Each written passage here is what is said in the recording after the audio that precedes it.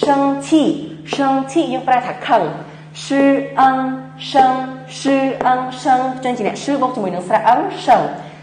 大家好សួស្តីទាំងអស់គ្នាអញ្ចឹងថ្ងៃនេះគឺខ្ញុំមានពាក្យខ្លះចង់មកចែករំលែកទាំងអស់គ្នាជាមួយនឹងឧទាហរណ៍ខ្លះនៅជាហៀងខាងនេះអូខេតោះអញ្ចឹងយើងចូលពាក្យថ្មីរបស់យើង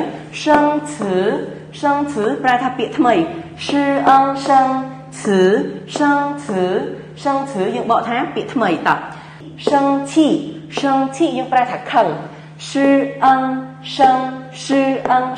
ចឹងជាអ្នក诗បូកជាមួយនឹងស្រៈ生气是雷第4气生气ខឹងតពាក្យទី2紧张积银知昂张紧张យើងប្រែថាភ័យតពាក្យទី3害羞和爱西优害羞យើងប្រែថាអៀនខ្មាស់អញ្ចឹងពាក្យទី4高兴យើងបកថារីករាយ歌傲高吸引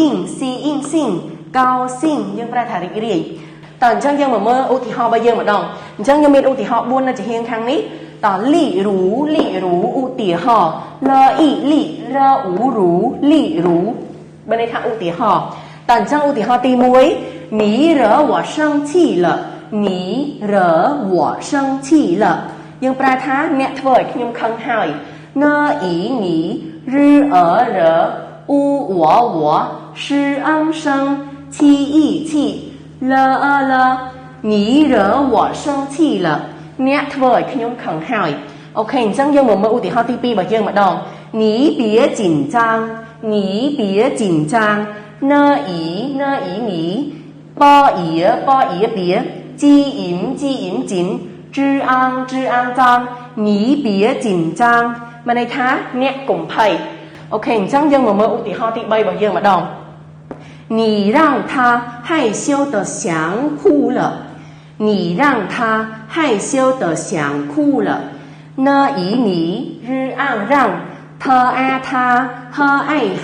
西优秀得西阳想可无哭了你让他害羞的想哭了អ្នកធ្វើឲ្យគាត់អៀនឡើងចង់យំហើយតើអញ្ចឹងយើងមកមើលឧទាហរណ៍ទី4របស់យើងម្ដង很高兴认识你យើងប្រែថារីករាយដែលបានស្គាល់អ្នកអញ្ចឹងយើងមកប្រកបទាំងអស់គ្នាប្រកប拼音很歌傲高吸引心日认识呢以你很高兴认识你អញ្ចឹងឧទាហរណ៍ទី4ហ្នឹងយើងប្រែថារីករាយដែលបានស្គាល់អ្នក很高兴认识你អូខេអញ្ចឹងថ្ងៃនេះគឺពាក្យរបស់យើងមានតែប៉ុណ្្នឹងទេជាមួយនឹងឧទាហរណ៍របស់យើងគឺមាន4ដូចគ្នាពាក្យរបស់យើងក៏មាន4ដែរអញ្ចឹងយើងមានតែប៉ុណ្្នឹងទេអរគុណជម្រាបលា